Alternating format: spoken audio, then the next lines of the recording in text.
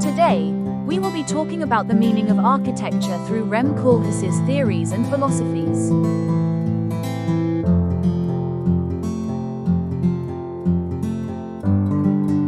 Born in 1944 in Rotterdam, Koolhaas worked as a journalist and screenwriter in the 1960s.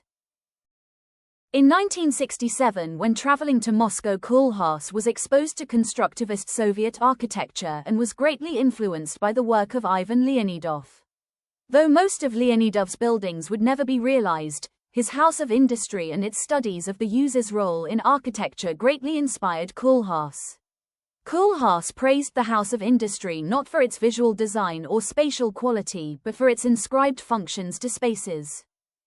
After traveling to Moscow, he left journalism, studied at the Architectural Association School in London from 1968 to 1972. After graduating from Architectural Association, Koolhaas moved to New York for further studies at Cornell University, with O.M. Ungers.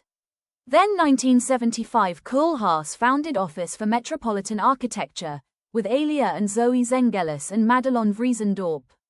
Office for Metropolitan Architecture would win their first competition in 1978 for the Dutch Parliament extension in the Binnenhof complex. This competition marked a significant moment in their early architectural career, and is an early showcase of their innovative approach to design.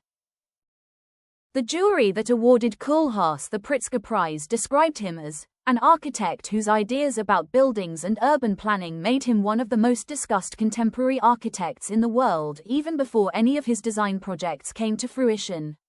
Koolhaas would introduce several revolutionary concepts within his writings that he used to dictate his own design practices. Koolhaas's three most discussed theories are cross-programming, Junkspace, and bigness. Looking to his first major publication, Delirious New York, published in 1978, Koolhaas described the book as his attempt to de-emphasize the artistic part of being an architect and describe a role that was much more concerned with intellectual issues. In Delirious New York, Koolhaas first proposed the idea of cross-programming, intentionally introducing unexpected program types within buildings of different typologies, reshaping perceptions of space and program. Small, Medium, Large, Extra Large was released in 1995 and serves as a compendium of the previous 20 years of OMA's projects and writings, arranged in order of size. Within the book, Koolhaas re-establishes his theory of bigness implied in Delirious New York.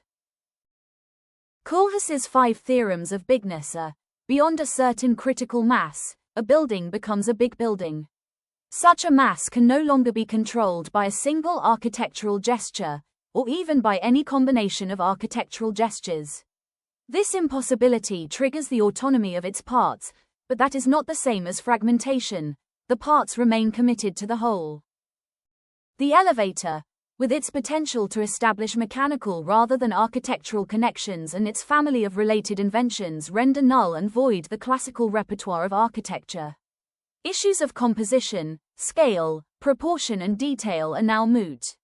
The art of architecture is useless in bigness.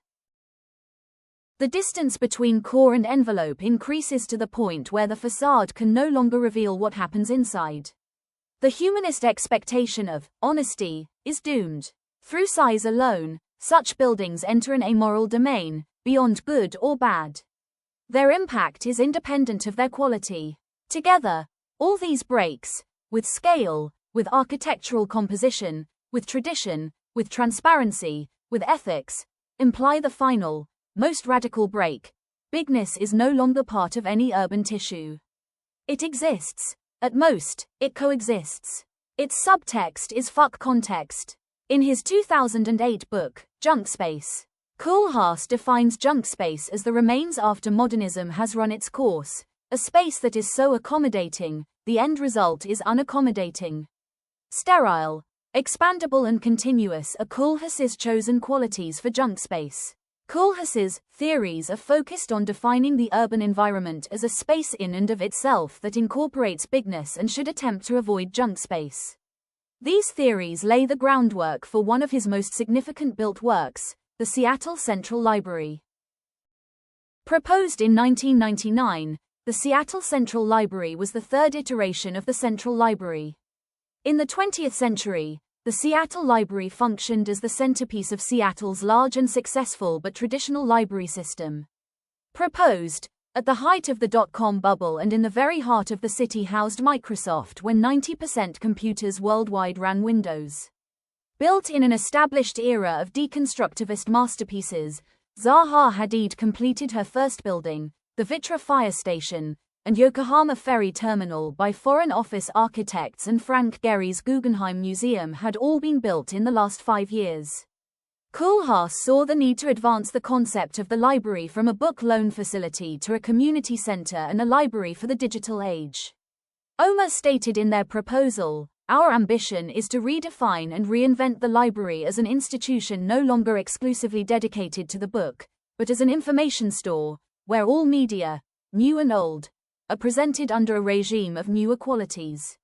In an age where information can be accessed anywhere, it is the simultaneous nature of all media and the professionalism of their presentation and interaction that will make the library new."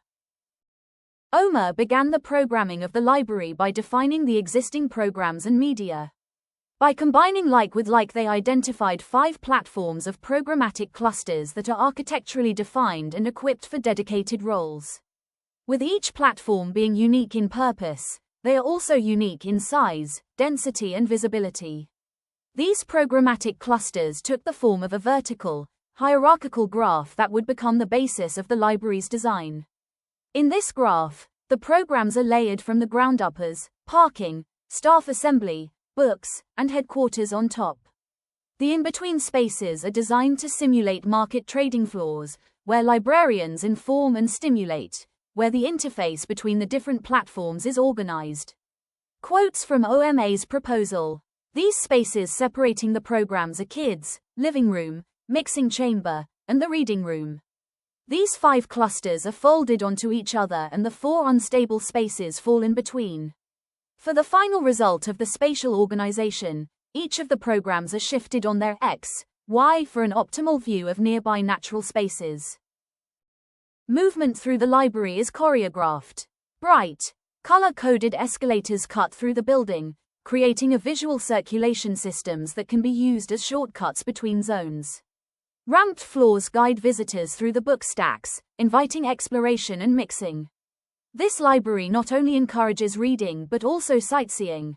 Visitors are invited to wander, meet, and snack in the cafe or simply observe others.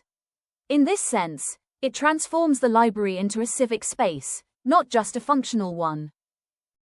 The design of the Seattle Public Library's facade begins by wrapping the diagrammatic form in a singular layer of continuous transparency.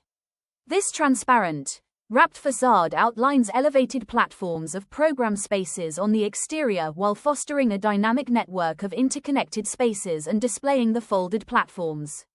Though simple in concept, the curtain wall glazing system is a complex assembly of independent components, each engineered to perform both individually and as part of an integrated whole.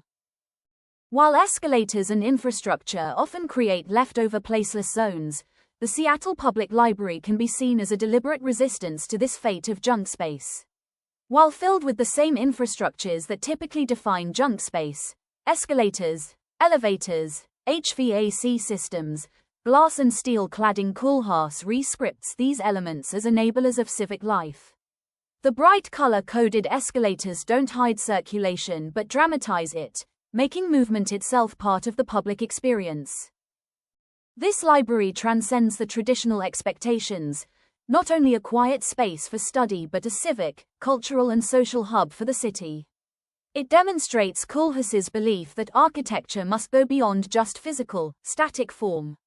It generates new forms of public life, new ways of encounters and new civic experiences.